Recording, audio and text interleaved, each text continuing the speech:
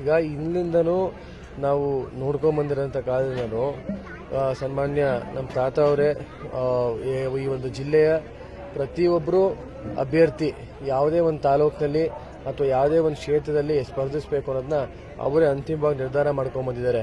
ಇವತ್ತು ನಾನೇ ಕೂಡ ನನ್ನದೇ ಒಂದು ಪರಿಸ್ಥಿತಿ ತಗೊಂಡ್ರು ಕೂಡ ಈ ಭವಾನಿ ರೇವಣ್ಣ ಅವರು ವಿಧಾನ ಪರಿಷತ್ ಚುನಾವಣೆಗೆ ಸ್ಪರ್ಧೆ ಮಾಡ್ತಾರೆ ಅಂತ ಹೇಳ್ತಾ ಇದ್ರು. ಆದರೆ ಅವರು ತೀರ್ಮಾನ ಮಾಡಿದ್ದು ಸೂರಜ್ ರೇವಣ್ಣ ಅವರ ಅಭ್ಯರ್ಥಿ ಆಗಬೇಕು ಅಂತ. ಅದೇ ರೀತಿಯಾಗಿ ಸಂಸತ್ ಚುನಾವಣೆಯಲ್ಲೂ ಕೂಡ ಅವರೇ ಸ್ಪರ್ಧೆ ಮಾಡಬೇಕಿತ್ತು ಹಾಸನ ಜಿಲ್ಲೆಯಿಂದ. ಆದರೆ ಅವರ ಒಂದು ಸ್ವಇಚ್ಛೆಯಿಂದ, ಅವರ ಮನಸ್ವಇಚ್ಛೆಯಿಂದ ಅವರೊಂದು ಪ್ರಜ್ವಲ್ ರೇವಣ್ಣ ಅವರಿಗೆ ಒಂದು ದಾರಿ ಮಾಡಿಕೊಟ್ರು. ಇವತ್ತು ಅವರ ಭವಿಷ್ಯ ಅಲ್ಲಿ ರೂಪಿಸ್ಕೊಂಡಿದ್ದಾರೆ. ಅದೇ ರೀತಿ ಮುಂದಿನ ದಿನಗಳಲ್ಲಿ ಯಾವ ಕ್ಷೇತ್ರದಲ್ಲಿ, ಈ ಜಿಲ್ಲೆಯಲ್ಲಿ ಯಾವ ತಾಲೂಕಿನಲ್ಲಿ ಯಾರು ಸ್ಪರ್ಧೆ ಮಾಡಬೇಕು ಅಂತ ಅವರೇ ಅಂತಿಮವಾಗಿ ತೀರ್ಮಾನ ಮಾಡ್ತಾರೆ ಅಂತ ಹೇಳಕ್ ಬಯಸ್ತೀನಿ. ಈಗ ನೋಡಿ ಅಲ್ಲಿ ಏನಾಗಿದೆ ಅಂತ ಹೇಳ್ತೀನಿ, ಇರೋ ವಿಷಯ ಹೇಳ್ಬಿಡ್ತೀನಿ. ನಮಗೇನು ಸ್ವರೂಪ ಏನು ಬೇಡ ಇಲ್ಲ, ಅಥವಾ ಎಚ್ ಪ್ರಕಾಶ್ ಅವರೇನು ಬೇರೆ ಇಲ್ಲ. ಈಗ ಆ ಕುಟುಂಬಕ್ಕೂ ಕೂಡ 4 ಬಾರಿ ನಾವು ಟಿಕೆಟ್ ಕೊಟ್ಟು ಎಮ್ ಎಲ್ ಎ ಒಂದು ಶಾಸಕ ಸ್ಥಾನನ ತಂದು ಕೊಟ್ಟಿದ್ದೀವಿ.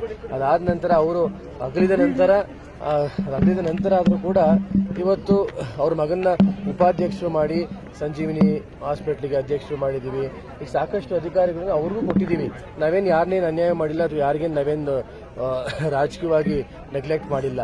ಈಗ ಮುಂದಿನ ದಿನಗಳಲ್ಲಿ ಈಗ ಬದಲಾದ ಒಂದು ರಾಜಕೀಯ ಸನ್ನಿವೇಶದಲ್ಲಿ ನೀವೇ ನೋಡ್ಕೊಂಡ್ಬಂದಿದ್ದೀರಾ ಹೇಗೆ ಈಗ ಹಾಲಿ ಶಾಸಕರು ಹಾಸನ ತಾಲೂಕಿನಲ್ಲಿ ನಮ್ಮ ಕಾರ್ಯಕರ್ತನಾಗ್ಬೋದು ಅಥವಾ ಒಂದು ಪಕ್ಷದ ಒಂದು ವ್ಯವಸ್ಥೆ ಆಗ್ಬೋದು, ಯಾವ ರೀತಿ ಒಂದು ನಿಮಿಷ ನಡೀರಪ್ಪ, ಒಂದು ನಿಮಿಷ, ಯಾವ ರೀತಿ ಒಂದು ಈ ಕಾರ್ಯಕರ್ತರನ್ನ ಡಿಸ್ಟರ್ಬ್ ಮಾಡೋದಲ್ಲಿ ನೋಡಿದಿರ.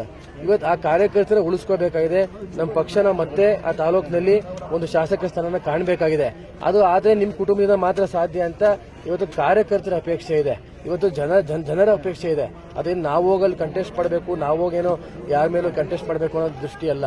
ಇವತ್ತು ಆ ತಾಲೂಕಿನಲ್ಲಿ ಇವತ್ತು ಇಡೀ ಜಿಲ್ಲೆಯಲ್ಲಿ ಏನು ಹಾಸನ ಜಿಲ್ಲೆ ಅಂದರೆ JDS ಭದ್ರಕೋಟೆ ಅಂತ ಏನು ಇವತ್ತು ಕರಿತೀವಿ, ಹಾಸನ ತಾಲೂಕಿನಲ್ಲೂ ಕೂಡ ಅದನ್ನೇ ನಾವು ಮುಂದಿನ ದಿನಗಳಲ್ಲಿ ಆ ಸ್ಥಾನ ಏನು ಕಳ್ಕೊಂಡಿದ್ವಿ 2018ರಲ್ಲಿ, ಈಗ 2023ರಲ್ಲಿ ಸ್ಥಾನನ ಮತ್ತೆ ನಾವು ಮರುಪಡ್ಕೋಬೇಕು ಅನ್ನೋದೇ ನಮ್ಮ ಉದ್ದೇಶ ಆಗಿದೆ ಅಂತ ಹೇಳಕ್ ಬಯಸ್ತೀವಿ.